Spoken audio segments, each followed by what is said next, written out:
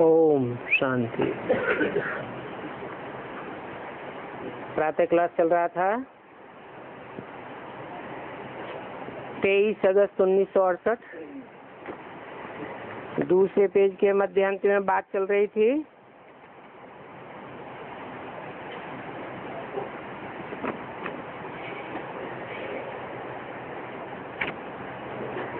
कि ऐसे मत समझो कि सिर्फ गंगा को ही पतित पावनी कहते हैं।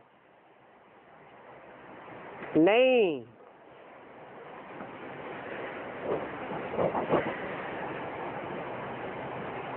नदियाँ, नाले, तालाब जो कुछ भी होते हैं वो तीर्थ माने जाते हैं।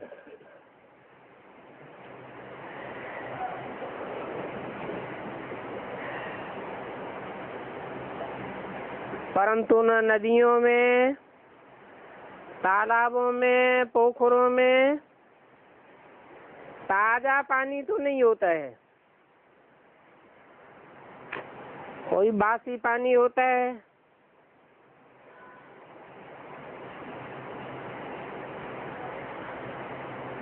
ताजा पानी तो ज्ञान मानसरोवर से ही मिलता है।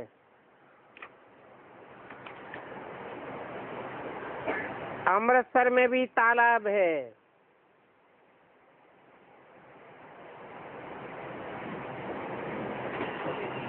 पानी सारा ही मैला हो जाता है।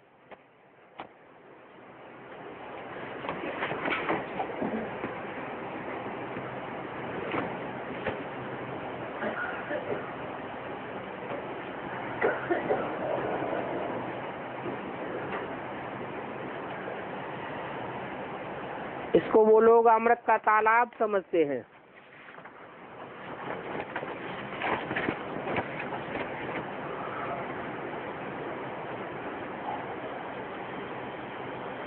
बाबा का इन नदियों आदि में स्नान किया हुआ है।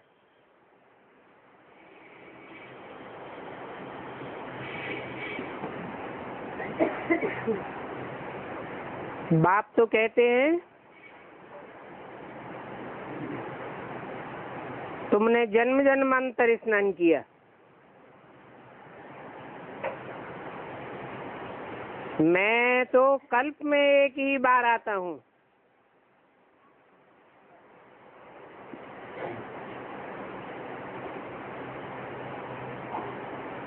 और आकर के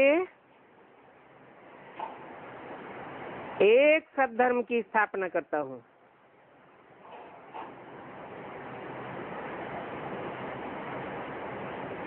अभी ये देवी देवता धर्म प्राय लोप है। धर्म कर्म भ्रष्ट होने के कारण अपन को हिंदू कहने लगे हैं।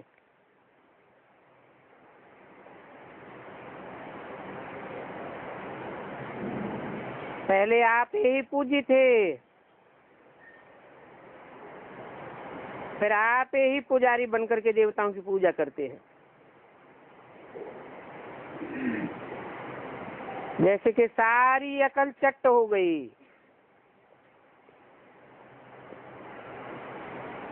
कितना समझाना पड़ता है। और कृष्ण के लिए भी कितना समझाते हैं। ये कृष्ण 16 कला संपूर्ण था। सतयुग आदि में इसी का नाम नारायण था। तब तो कीर्तन में कहते हैं हे कृष्ण नारायण वासुदेव।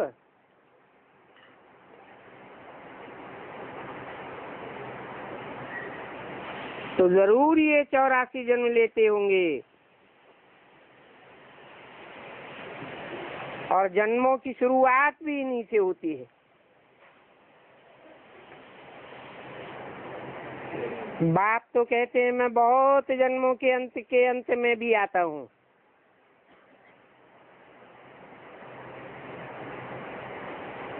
बहुत जन्म होते हैं 84। और उन 84 जन्मों का अंत हुआ वानप्रस्थ स्टेज। और उस वानप्रस्थ अवस्था के भी अंत में अर्थात जब 100 साल ब्रह्मा की आयु पूरी होती है तब मैं प्रवेश करता हूँ। इसलिए कहा जाता है ब्रह्मा मृत्युलोक में खत्म हो जाता है। मृत्युलोक में खलास होगा तो जरूर अमरलोक में जन्म लेना हो।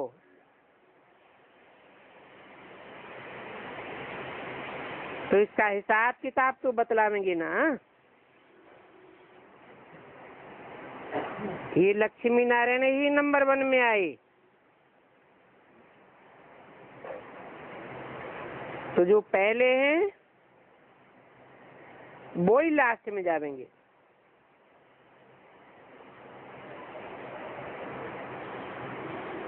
किन लक्ष्मी नारायण की तरफ इशारा किया,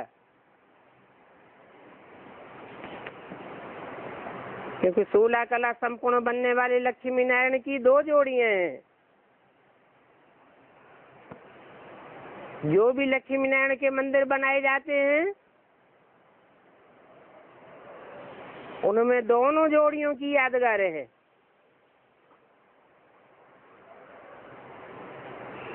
एक होती है लक्ष्मी नारायण की मूर्तियां और बाजू में मंदिर में एक कोठरी में विष्णु की मूर्ति भी रखी होती है।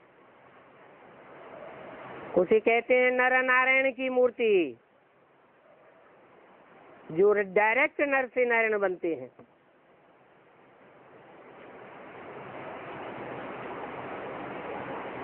तो दोनों का कॉम्बिनेशन विष्णु कहा जाता है। वास्तव में ये राम कृष्ण की जोड़ियां हैं। राम वाली आत्मा और कृष्ण वाली आत्मा दोनों को ही विष्णु का अवतार माना जाता है।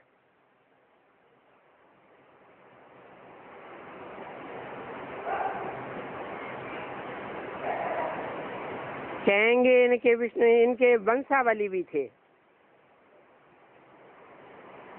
फिर बातों को तुम अच्छी रीत समझते हो, फिर इनको भूल नहीं जाना। अब इन बातों को समझाने के लिए म्यूजियम तो खुलते रहते हैं और आगे चल करके बहुत म्यूजियम खुल जाएंगे और बहुत ढेर के ढेर लोग आवेंगे। ऐसे ही आवेंगे जैसे मंदिरों में जाकर के ढेर माथा टेकते हैं। तुम्हारे पास भी लक्ष्मी नारायण का चित्र देखते हैं तो उनके आगे माथा टेकते हैं, पैसे रख देते हैं। तुम तो बताते हो कि यहाँ कोई पैसे रखने की बात नहीं है, ये तो समझने की बातें हैं। अभी तुम शिव के मंदिर में जाओ तो तुम पैसे रखोगे क्या? तुम तो वहां जाओगे ही समझाने की एम से, क्योंकि तुम तो इन सब देवताओं की जीवन कहानी को जानते हो। इन देवताओं के मंदिर तो बहुत हैं, परंतु मुख्य तो शिव का मंदिर है। फिर शिव के मंदिर में और देवताओं की मूर्तियां क्यों रखते हैं? मुखिया की ही मूर्ति रखी रहे।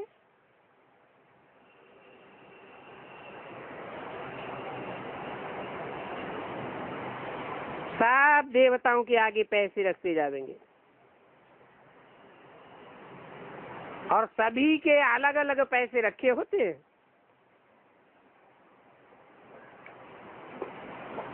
तो तुम्हारी समझ में तो आ गया है कि ये शिव के परिवार का मंदिर है।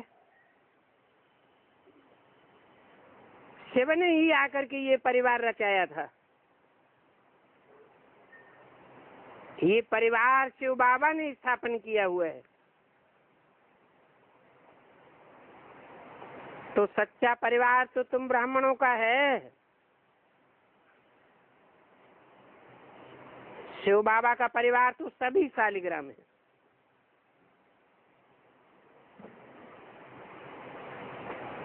शालिग्राम है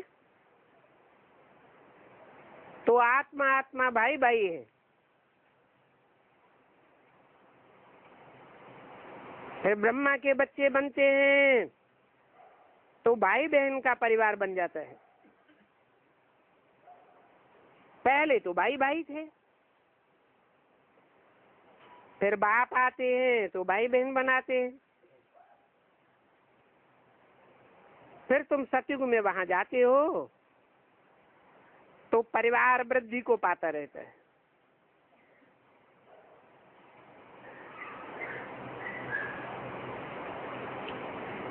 वहां भी शादी आदि होती है तो परिवार और भी वृद्धि को पाता है। घर में तो शांति धाम में रहते हैं तो वहां हम भाई भाई हैं।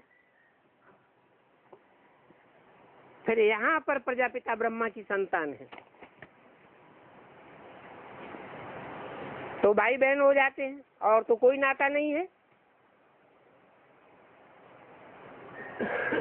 2368 की वाणी का चौथा पेज। फिर बाद में रावण के राज्य में तो बहुत वृद्धि हो जाती है।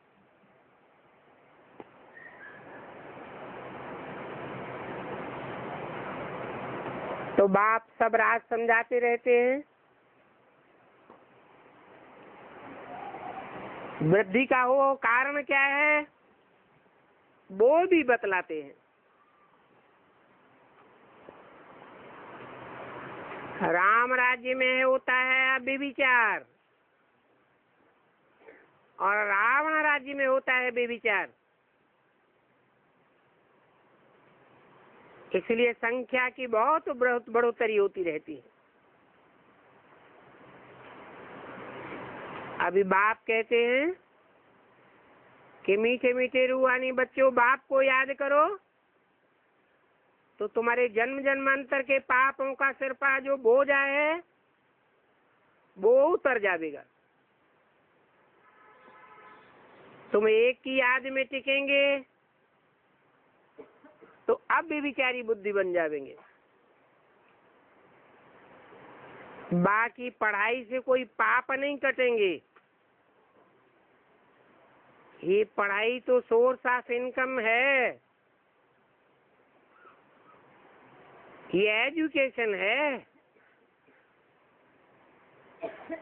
ये तुम ज्ञान रतन जो धारण करते हो ये जन्म जन्मांतर के लिए स्थूल रतन बन जाएंगे।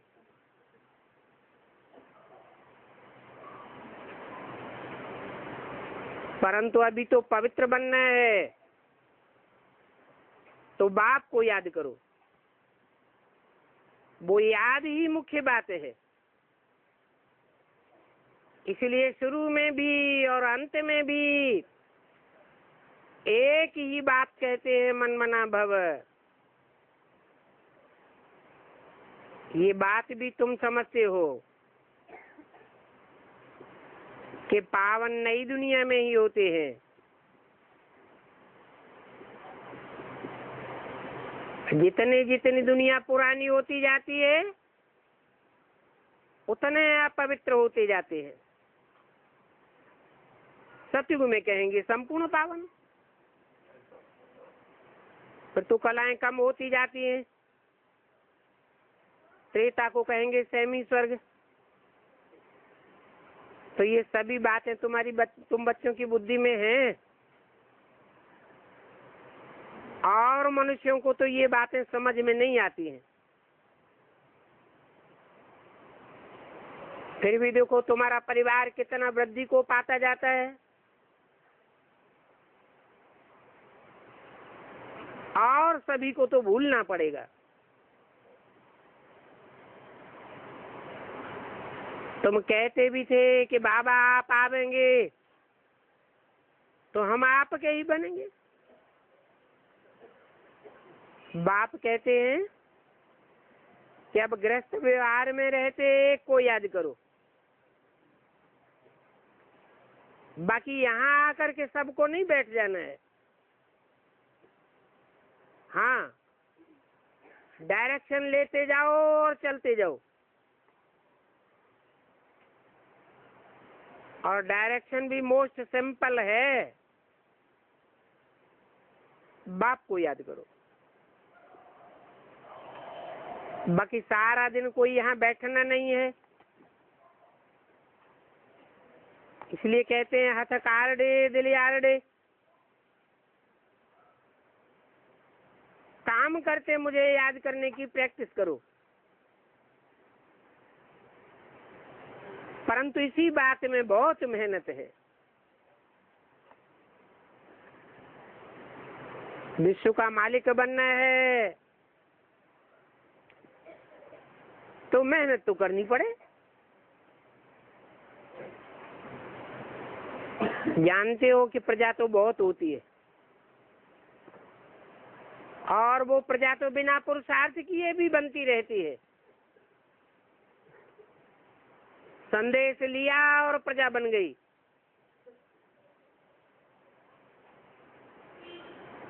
तो और सब बातें छोड़ करके यही बोलो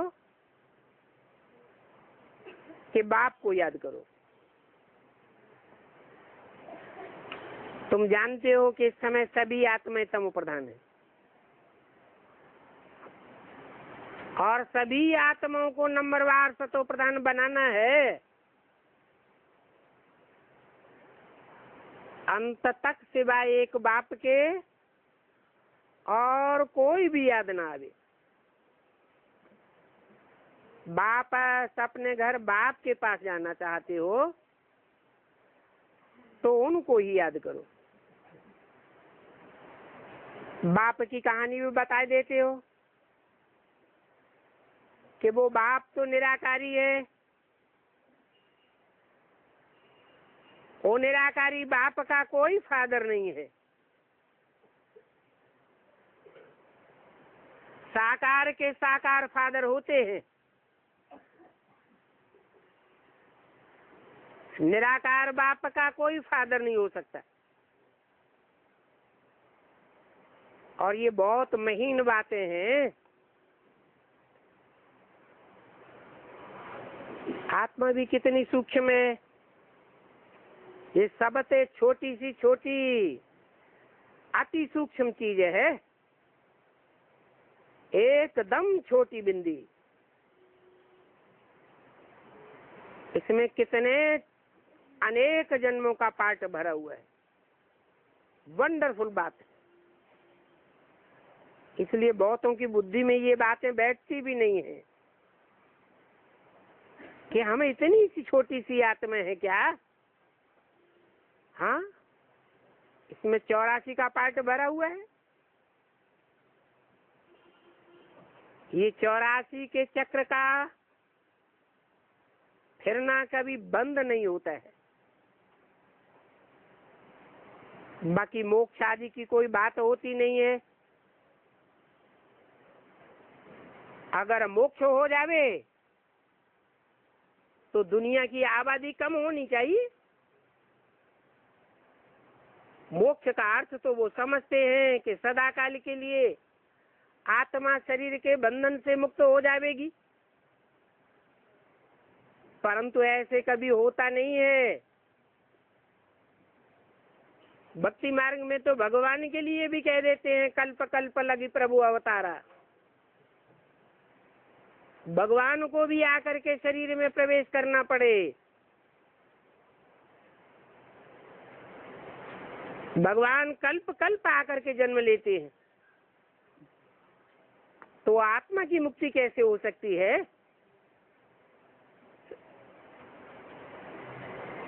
अभी तुम तो समझते हो कि हम कल्प कल्प विश्व के मालिक बनते हैं, फिर कल्प के अंत में कंगाल भी बनते हैं। ये देखो हमारा ड्रामा में कैसा पार्ट मुदा हुआ है। ये इस्लामी, क्रिश्चियन, कब कब आते हैं, ये सारी नॉलेज तुम्हारी बुद्धि में है। ये और धर्म जब से आए तब से इस संसार में द्वैतवाद बढ़ा है। द्वैतवाद के आने से झगड़े शुरू हुए। पहले तो अद्वैत देवताओं का राज्य था, एक ही कुल था, एक ही राज्य था, एक ही धर्म था, एक ही मत था, एक ही भाषा थी, तो लड़ाई झगड़े की कोई बात ही नहीं थी।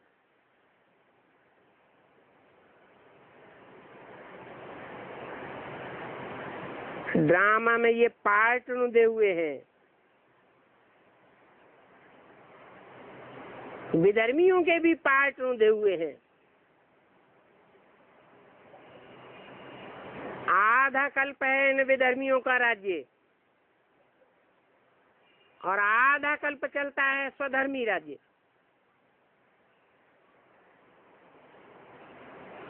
तुम स्वधर्म में थे तो कितने सुखी थे, पर धर्म को अपनाया तो भारत अभी कितना दुखी हो गया है।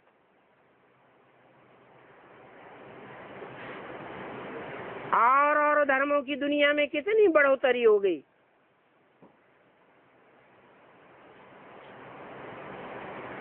उनकी झूठी झूठी अनर्गल बातों का, झूठी झूठी धर्म की धारणाओं का कितना प्रचार प्रसार होता है।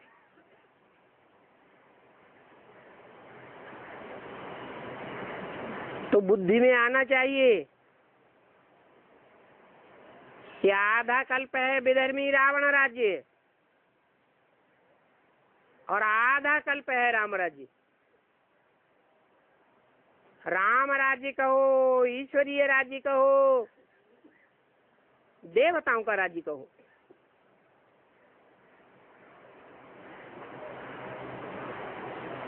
विधर्मी राज्य की तो हिस्ट्री मिलती है, सब जानते हैं। ये विधर्मियों की शुरुआत 2500 वर्ष के अंदर हुई है। इब्राहिम पहला विधर्मी है। जब से इस्लाम धर्म शुरू हुआ तो साबित हो जाता है कि 2500 वर्ष है अंधियारे का राज्य और 2500 वर्ष है उजियाले का राज्य। उजियाला होता है तो अपनी आत्मा के स्वरूप को जान जाते हैं, आत्मिक स्वरूप में टिक जाते हैं। और अंधियारा होता है तो आत्मिक स्वरूप को भूल जाते हैं। बाकी लाखों वर्ष की कोई बात नहीं है। 2500 वर्ष रावण राज्य, 2500 वर्ष राम राज्य, टोटल 5000 वर्ष की ये दुनिया का चक्र है।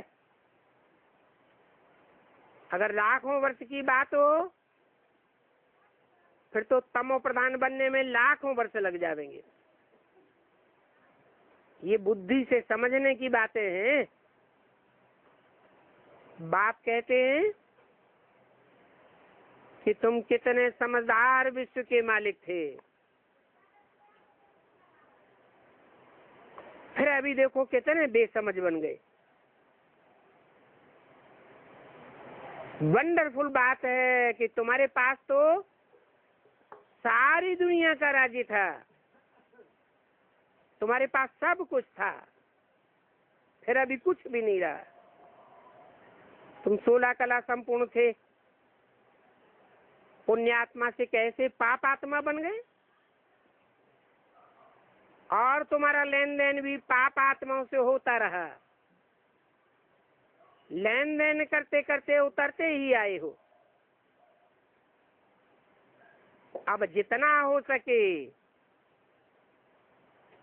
अपना हिसाब किताब अपना संबंध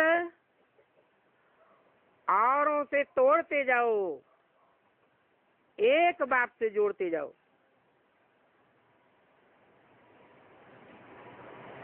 और संग तोड़ एक संग जोड़, अपनी जांच करते रहो कि हम कहाँ तक तमो प्रधान से सतो प्रधान बने हैं।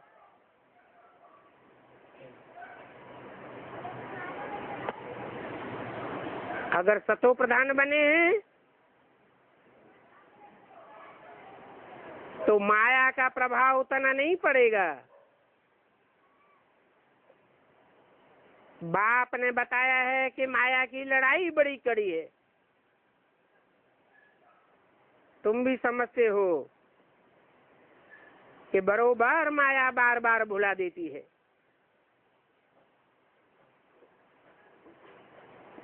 जिसको कहा जाता है माया का तूफान। और ये तूफान तो ना चाहते हुए भी आवेंगे।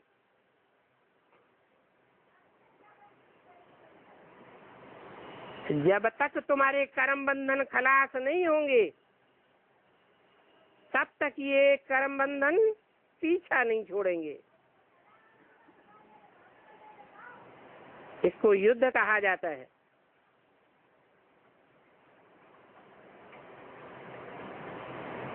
युद्ध में तुम योद्धाएं हो। योद्धाओं का कनेक्शन टूटना नहीं चाहिए। कुछ छुपाना भी नहीं है और चिल्लाना भी नहीं है। युद्ध करना है।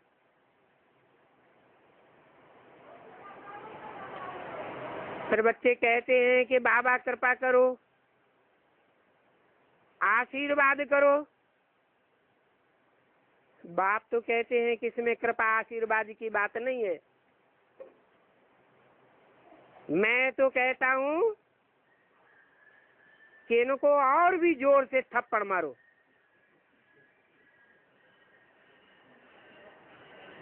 क्योंकि ये पढ़ाई ठीक से पढ़ते नहीं है, कृपा और आशीर्वाद मांगते रहते हैं। अरे कृपा करनी है तो अपने आप के ऊपर कृपा करो। बाबा से थोड़ी कृपा मांगनी है। बाबा कोई के ऊपर कृपा कर दे और कोई के ऊपर अकृपा कर दे, फिर तो बाप को भी उंगली उठावेंगे। कितना ऊंचे ऊंचे बाप, वो भी पार्शलिटी करता है। तो बाप कहते हैं अपने आप पर कृपा करो। बाप से नहीं मांगना है, अपने ऊपर अपने आप ही रहम करो।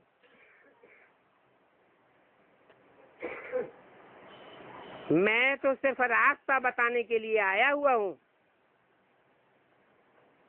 कोई के ऊपर कृपा करने के लिए नहीं आया हुआ हूँ। जो रास्ता बताता हूँ उस रास्ते पर चलो, मांगने करने की बात नहीं है।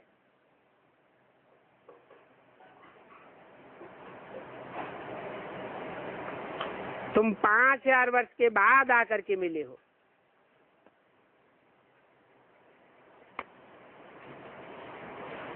पांच 5000 वर्षों से पहले तुम गुम हो गए थे,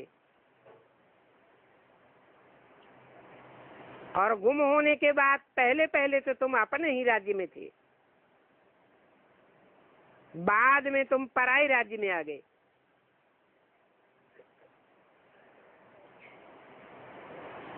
तुम तो यही कहेंगे कि हम बाबा के राज्य में थे, ईश्वर के राज्य में थे, बाद में पुराने अथवा रावण के राज्य में आए हैं। जब रावण राज्य में आते हो तो जोर से गिरते हो, और गिरते गिरते अंत में आकर एकदम पतित बन गए।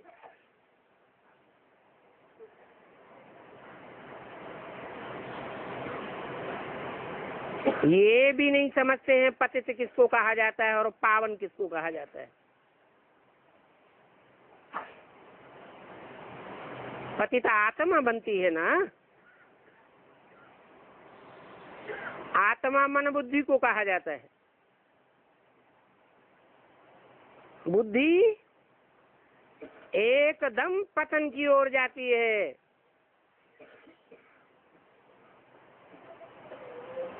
पांच तत्वों की ओर जाती है, मिट्टी की ओर जाती है। जैसे कि अभ्यास पड़ जाता है मिट्टी को याद करने का। देह अभिमान आने से कितना नुकसान हो जाता है।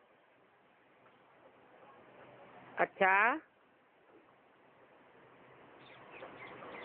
सीट बच्चों को, सीटर बच्चों को और सी टेस्ट बच्चों को रूहानी बाप की याद, प्यार और नमस्ते।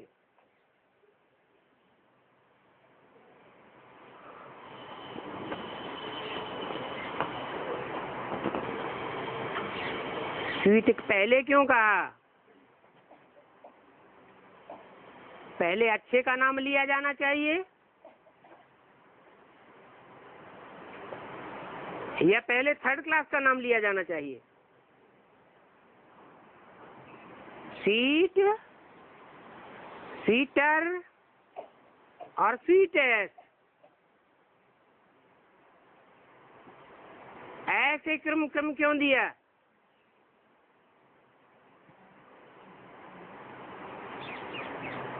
है सीट बच्चों को पहले क्यों, स्वीटर को क्यों नहीं, और स्वीटेस्ट को बाद में क्यों? स्वीट कौन बनते हैं?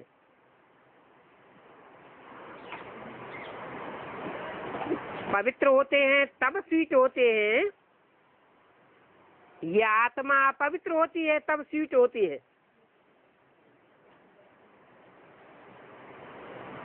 जितना जितना पवित्र बनते जाते हैं उतना उतना आत्मा के वाइब्रेशन में, दृष्टि में, वृत्ति में, वाचा में, कर्म इंद्रियों में मिठास आता जाता है।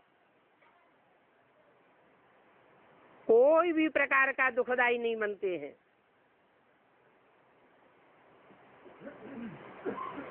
फिर कहा स्वीटेस्ट और स्वीटर। जरूर जो माला के दाने बनने वाले हैं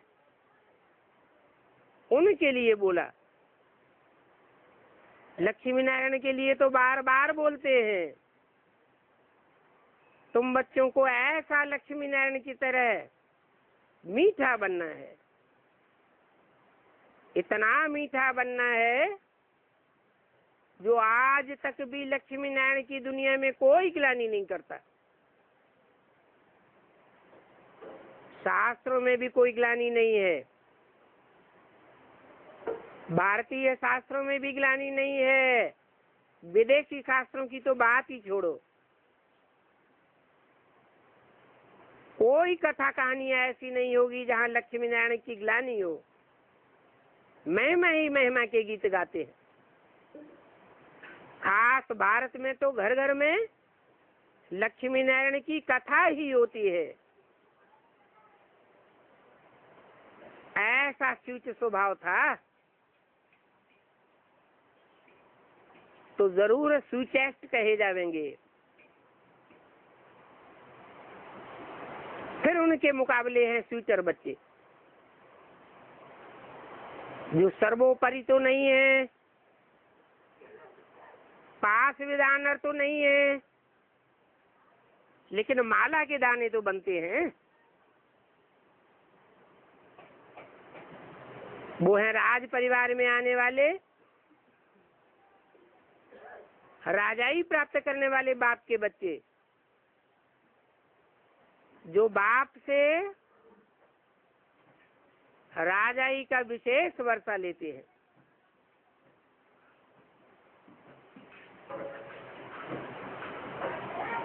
एक 108 चुने हुए राजाएं हैं।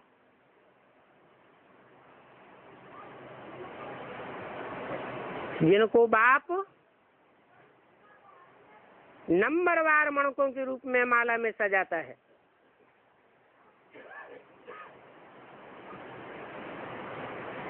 फिर हैं 16,108 माला के मणके वो भी हैं, स्वीट भी बनते हैं, राज परिवार में जन्म लेते हैं, परंतु स्वीट बनने वालों में 3rd क्लास हैं, नीचे गिरते हैं तो दास दासी भी बन पड़ते हैं। इसलिए बोला कि 16,000 की माला के मणके में आने से तो अच्छा प्रजा वर्ग में साहूकार बनते रहे।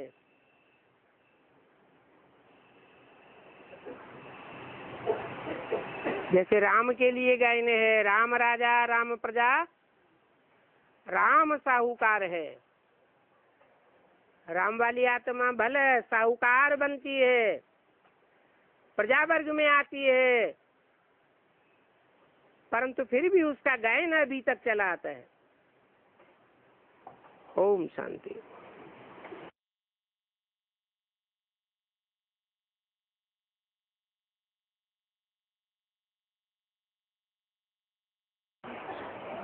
जो कर्ण का पार्ट है वो अलग पार्ट है। कर्ण माने कान। शिव बाबा सुनाते हैं तो सबसे पहले कौन सुनता है? हैं? कौन सुनता है? कान सुनते हैं। वो कानों में अव्वल नंबर कान का पार्ट बजाने वाला ही कौन सी आत्मा हुई? ब्रह्मा बाबा। सुनती है, कोई जरूरी नहीं है, समझती भी है। समझती भी है? समझती नहीं है, सुनती है।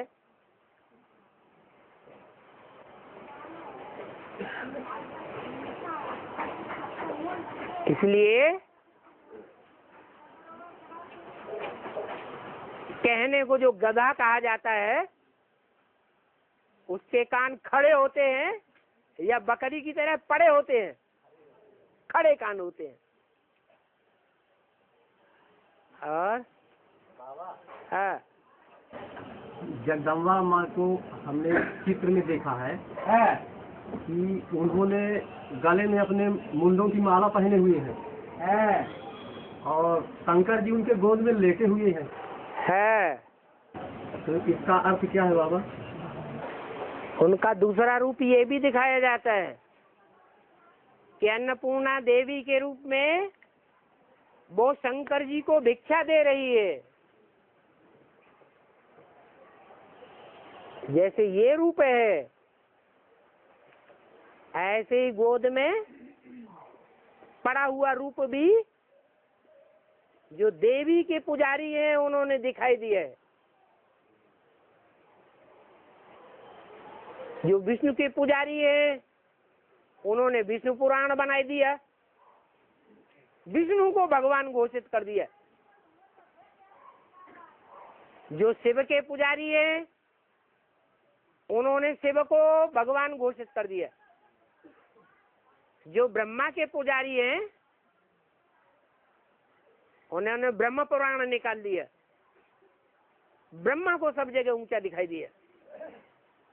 ऐसे ही जो देवी के पुजारी हैं उन्होंने कहीं थोड़ी सी बात देखी ब्राह्मणों की संगमी की दुनिया में और बस उसको उन्होंने चित्रित कर दिया।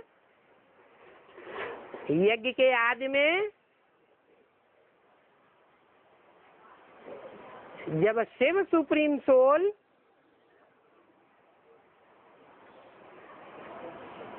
आता है तो अकेला आता है या 3 मूर्तियों के साथ आता है? 3 मूर्तियां होती हैं, कौन कौन सी? ब्रह्मा, विष्णु और शंकर। जो ब्रह्मा और शंकर का रूप है वो जगत पिता और जगदम्बा का रूप है।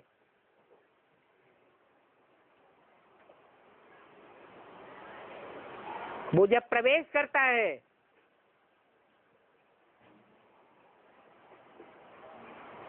तो पहले सुनाता है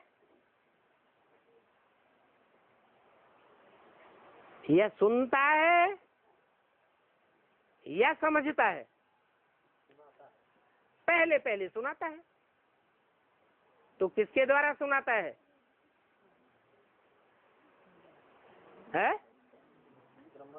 ब्रह्मा के द्वारा सुनाता है। माने यज्ञ के आदि में कोई माता थी जिसमें प्रवेश होकर के ब्रह्मा बाबा के साक्षात्कारों को सुनाया और कोई ने सुना।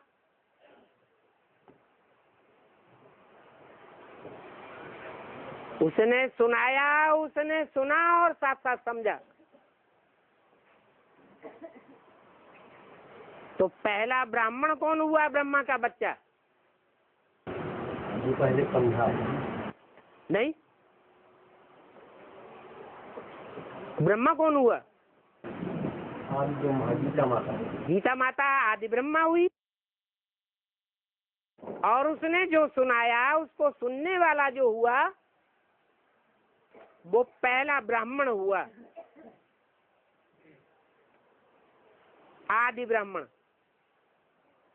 जो मुरली में बोला है, जो पहला ब्राह्मण सो पहला देवता, जो पहला देवता सो पहला क्षत्रिय, सो पहला वैश्य, सो पहला शूद्र, सो ही पहला ब्राह्मण। तो वो ब्राह्मण किसका बच्चा हुआ?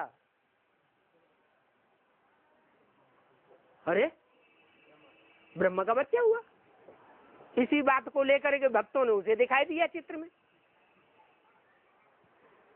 माँ होती है, बच्चे को गोद में लेती है, लोरी सुनाती है। सुनाती है कि नहीं? है तो ऐसे ही वो भक्ति मार्ग में जैसे लोरी सुनाई जाती है, वो लोरी सुनाई।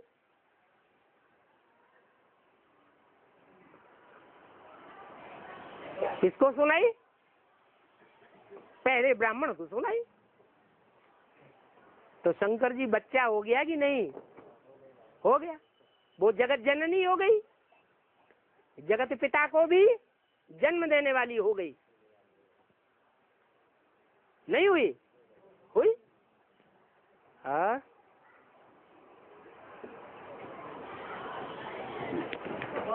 है।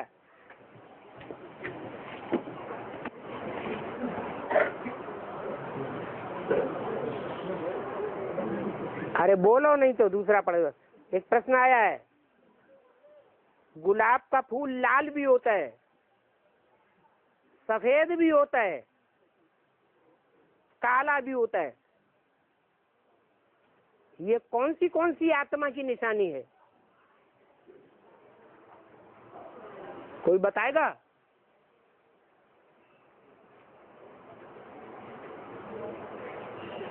एक, दो, तीन। नहीं बताएगा। छोटी मम्मी की यादगार कौन? गुलाब का जो फूल होता है गुलाबी रंग का होता है, थोड़ा थोड़ा लाल होता है ना, वो देसी गुलाब होता है, रूह है गुलाब कहा जाता है। उसमें खुशबू बहुत निकलती है। वो लक्ष्मी का प्रतीक है। और सफेद फूल होता है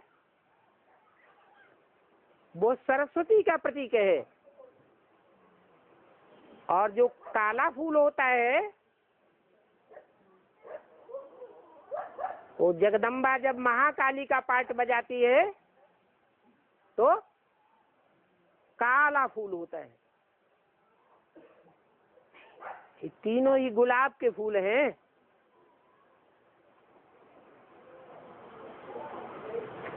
इनमें 2 विदेशी हैं और एक स्वदेशी है। सरस्वती जगदम्बा ही महाकाली का रूप धारण करती है। हाँ बोलो।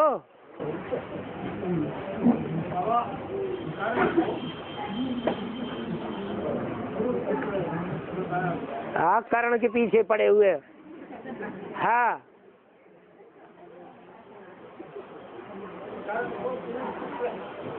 सूत पुत्र क्यों दिखाया गया है? हाँ? अच्छा, सूर्य पुत्र क्यों दिखाया गया है? कैसे बताया गया है? ठीक है, गीता में एक श्लोक आया है कि मैंने ये ज्ञान सबसे पहले किसको दिया? सूर्य को दिया। तो इस दुनिया में सूरज, चांद, सितारे, ये पार्ट बजाने वाले चैतन्य कोई आत्माएं हैं या नहीं है? हैं? हैं? तो सूर्यवंशियों में शिरोमणि कौन कहा जाता है? है? जिसको भगवान ने सबसे पहले ज्ञान सुनाया है? गीता को सुनाया है, महाकाली का भगत।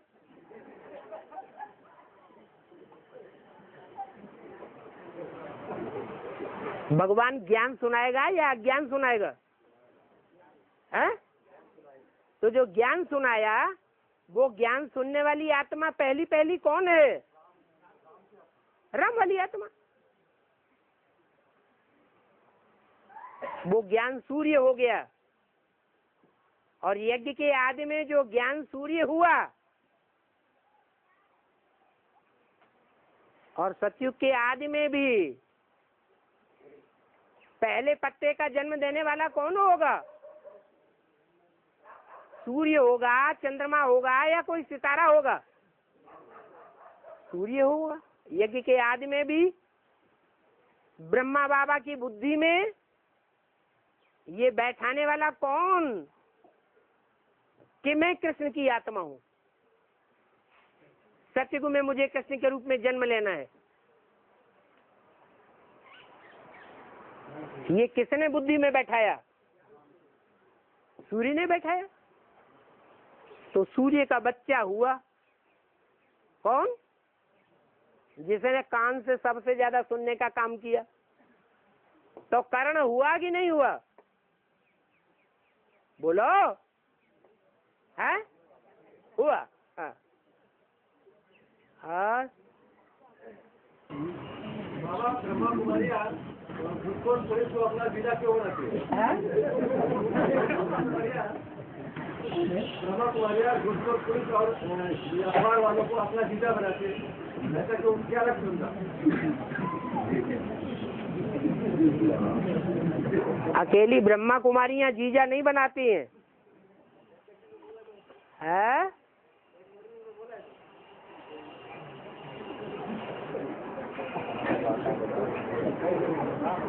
जो सहयोग देता है उसको दुआएं दी जाती ही नहीं है? हाँ, तो पुलिस ज्यादा सहयोग जीजा देती है तो उसको दुआएं देते हैं, जीजा जीजा जीता रहे, हाँ जीते रहो, जी जाओ। वैसे देखा जाए जो आने वाली दुनिया है उसमें सबसे जास्ती पिटंतड़ी पुलिस वालों की होनी है। ऊपर से भी फोर्स पड़ेगा और नीचे से पब्लिक का भी फोर्स पड़ेगा। किसके ऊपर? है? पुलिस वालों के ऊपर। दोनों तरफ से मारे जाएंगे। इसलिए ब्रह्मा कुमारियां उनको आशीर्वाद दे रही है। तुमको बुरा लगता है क्या?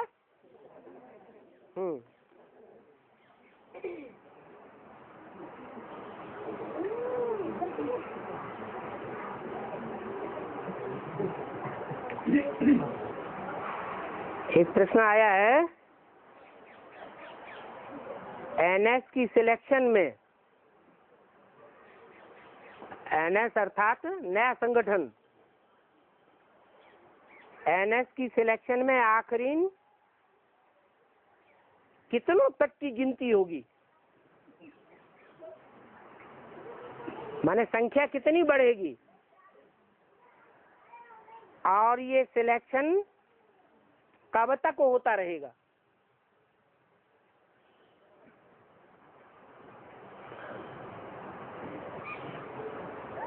है कोई के पास जवाब? है?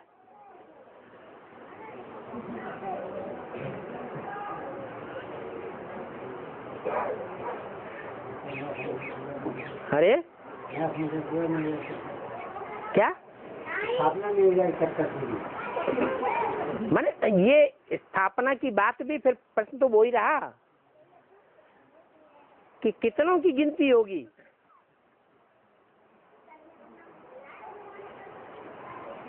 अरे उस सिलेक्शन में आखिर गिनती आखिरी कहाँ तक होगी? 21,000 25,000 ये किस आधार पर बता दिया है? सूर्यवंशी आत्मा है ना। हाँ, सूर्यवंशी आत्मा है। जो नई दुनिया बनेगी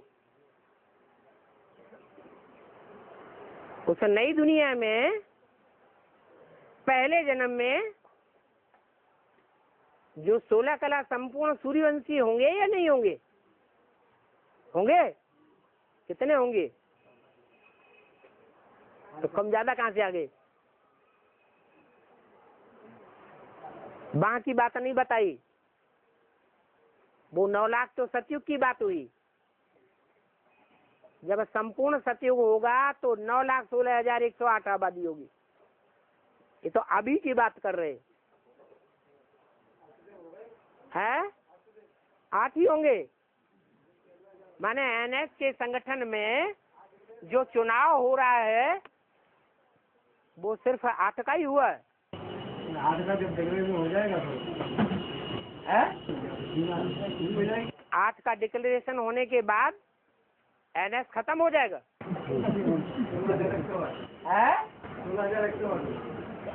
किस आधार पर बोला है? राज परिवार है। उसका संचालन है काशी के हाथ में। किसके हाथ में? काशी। और काशी शब्द काय से बनता है? काश्य। काश्य माने तेज, याद का तेज।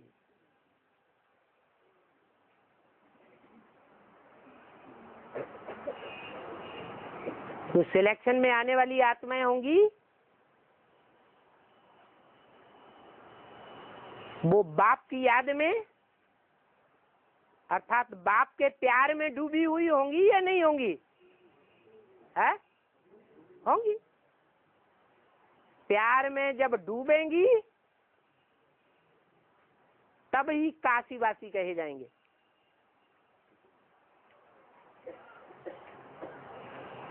सिलेक्शन हुआ समझो। नफरत में डूबी हुई है तो काशीवासी कहें? है? नहीं कह सकते।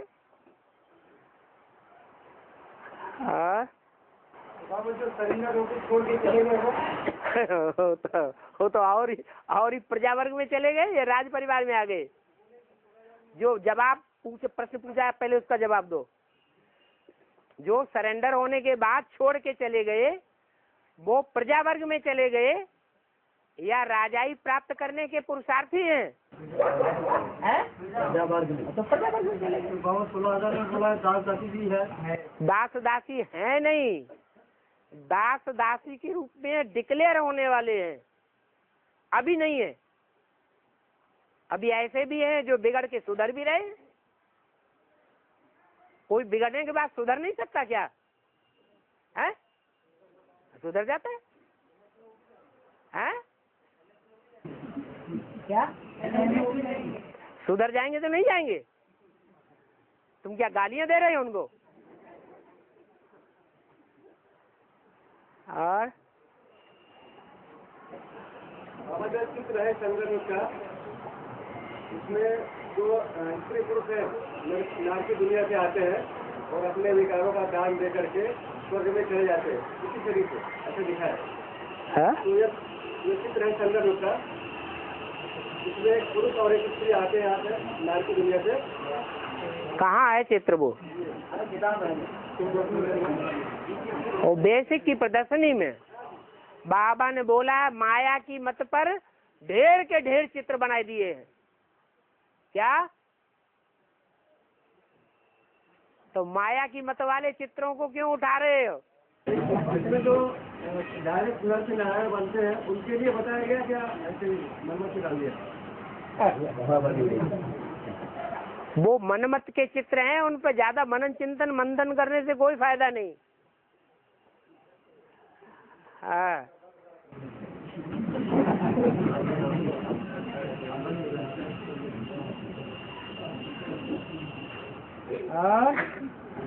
बाबा एनएस का सिलेक्शन जो हो रहा है सरेंडर वालों के लिए हो रहा है या बाहर की दुनिया के लिए हो रहा है? भगवान राजा रानी बनाने के लिए आया है।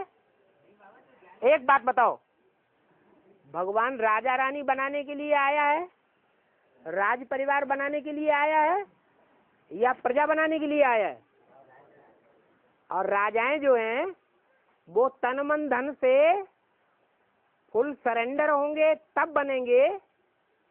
जो बाप का धंधा सो बच्चों का धंधा, बाप के बच्चे बनेंगे तब बनेंगे, या आधे इधर और आधे उधर तब बनेंगे? फुल होंगे। गीता पाठशाला चलाने वाले भी बहुत से ऐसे हो सकते हैं जो अपना पूरा पोता मेल दे रहे हो, जैसे बाप चलाते हैं वैसे चल रहे हो, तो वो सरेंडर की लिस्ट में नहीं कहे जाएंगे। लास्ट में जाकर के क्या वो अंदर वालों से तीखे नहीं जाएंगे? जा सकते। बोला भी है अंदर वाले रह जावेंगे और बाहर वाले ले जावेंगे। ऐसे युगल भी निकलेंगे, बाहर में रह करके पुरुषार्थ करेंगे और ऐसा नष्ट मोह स्मृति लब्धा का पुरुषार्थ करेंगे कि साथ में रह करके भी उनका देह से कोई लगाव नहीं साबित होगा। तो नंबर नहीं मिलेगा उनको। अरे अभी नंबर मिल रहे हैं क्या? नहीं बाबा, सिलेक्शन तो अभी भी हो रहा है ना। कहाँ सिलेक्शन हो रहा है? तो वहाँ तो फाउंडेशन पड़ रहा है। फाउंडेशन में जब दुर्मुठ पड़ता है, फाउंडेशन के अंदर जब खुदाई होती है ना, तो खुदाई के अंदर उसमें ईंट पत्थर डाले जाते हैं ना, फिर क्या करते हैं? दुर्मुठ पड़ता है तो कोई छिटक के इधर उधर गिरता है जाकर के। तो कोई जरूरी है कि जितना सिलेक्शन हो रहा है वो सारा पक्का मजबूत फाइनल पेपर हो गया? फिर फाइनल पेपर तो जिनका सिलेक्शन नहीं हो गया है उनका भी होना है, और जिनका सिलेक्शन हो गया है उनका भी फाइनल पेपर होना है। दुनिया ऐसे नहीं मानेगी। क्या पूछ रहे, ये समझ में नहीं आ रहा है। चलो।